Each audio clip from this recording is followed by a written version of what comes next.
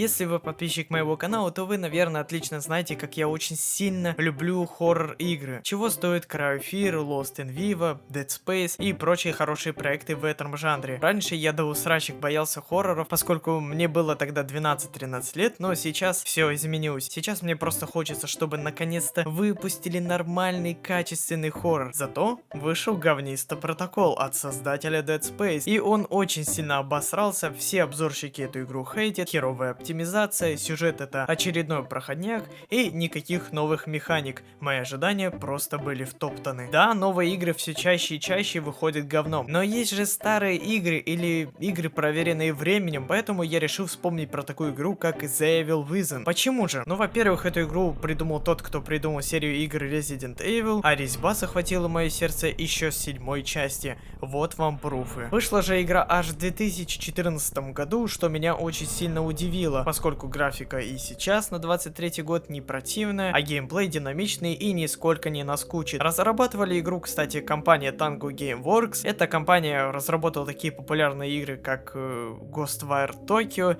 и все. Больше ничего они не разрабатывали, но The Evil Within для них стала первой игрой. Почему же я ее прошел и решил сделать про нее видос? Давайте все по порядку.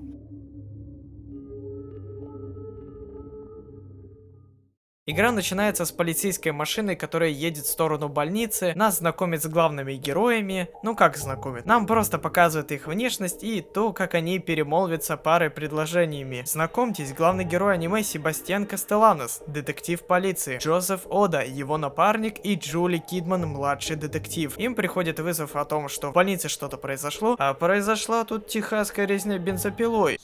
Они встречают доктора Марсела Хименес и на камерах Себастьян видит, что всех полицейских и больных порешил какой-то Рувик, ака Ассасин с капюшоном. Все съебаются в скорую помощь, и по дороге все замечают, что с нихуя мир начал разрушаться. Короче, дикий экшен, и скорая помощь, естественно, расхреначивается. На этом пролог закончен, и теперь вы, как детектив полиции, должны выяснить, что здесь происходит? На протяжении всей игры нас знакомят со многими механиками, которые так полюбились мне. Игра прямо провоцирует меня на то, чтобы я изучал все локации до каждого поребрика, поскольку вы можете найти баночку соплей, которая будет прокачивать вас и ваше оружие до конца игры. Ключики, которые разработчики запрятали в статуи и приклеивают к разным местам, и которые открывают ящики в морге. Да на здоровье. Если вы играли в любую часть Резидента, то сразу увидите этот почерк разработчиков. Видов оружия тоже немного, а автомат вам дадут только после конца игры. Да на здоровье. Ну и, конечно же, стрельба по зомбям, по которым ты стреляешь в голову, и только с 3-4 выстрела они еле-еле подыхают. За это отчасти мне и понравилась резьба. Также зомби можно сжигать, чтобы они снова не встали. Вот видишь ты, что зомби лишился головы? Жечь нахуй! Еще герой умеет разминировать ловушки, за счет этого он получает детали и может скрафтить себе стрелы для арбалета, если у вас закончились патроны. А видов стрел просто уйма, и на все случаи важных переговоров. В общем, игру было интересно проходить с такими механиками. Всегда можешь найти, где прокачаться. Сохраняться ты будешь у сексуальной медсестры. Пугаться на протяжении всей игры только разбитого зеркала и, конечно же, подыхать от ловушек. Но неужели игра так идеальна?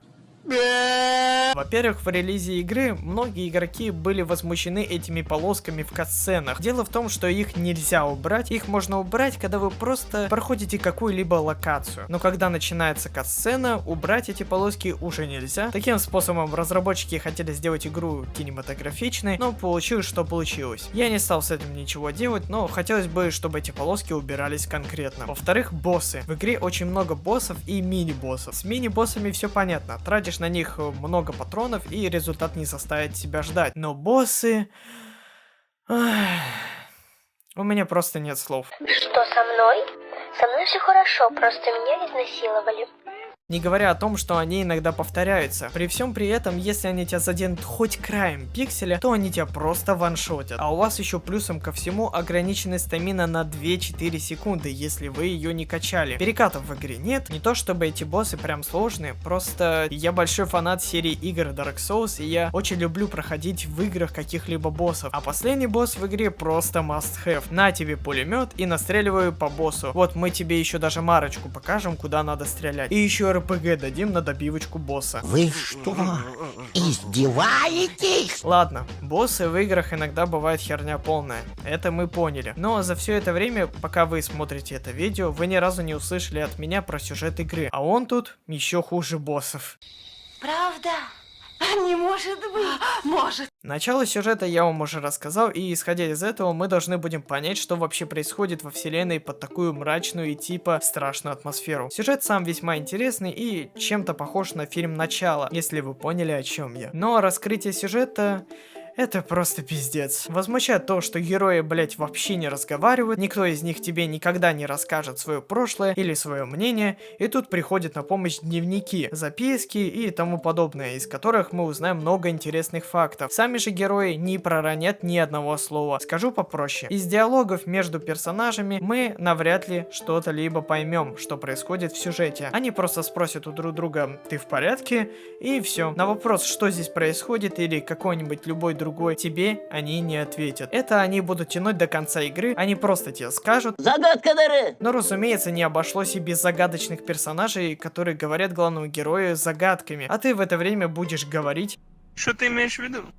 Объясни. ладно, в Dark Souls тебе никто напрямую не поясняет сюжет, но если ты будешь более бдительным, читать диалоги, описание предметов и так далее, ты сможешь запросто додумать сюжет в своей голове. Но с этой игрой так не работает. Тебе просто будут говорить загадками, а что это, блять, значит? Ну, короче, посмотри видосы на ютубе. Еще одно сравнение. Вы, наверное, знаете такую игру, как Control от создателя Alan Wake. Игру по большей части засрали только из-за сюжета, потому что он был непонятный, персонажи тебе тоже напрямую ничего не говорили, но в записках, которые ты находишь, ты узнаешь такое, о чем всю игру будешь помнить. Вы меня, надеюсь, поняли. Игра очень скомкана, и персонажи кое-как могут связать 2-3 предложения. Все же до конца игры вы поймете, что происходит. Но мне больше всего понравился сюжет Метро с молчащим, сука, Артемом, или тот же самый Half-Life с молчащим Фрименом. С начала покупки этой игры, еще в 2019 году, я просто не осилил эту игру. Мне было безумно скучно ее проходить,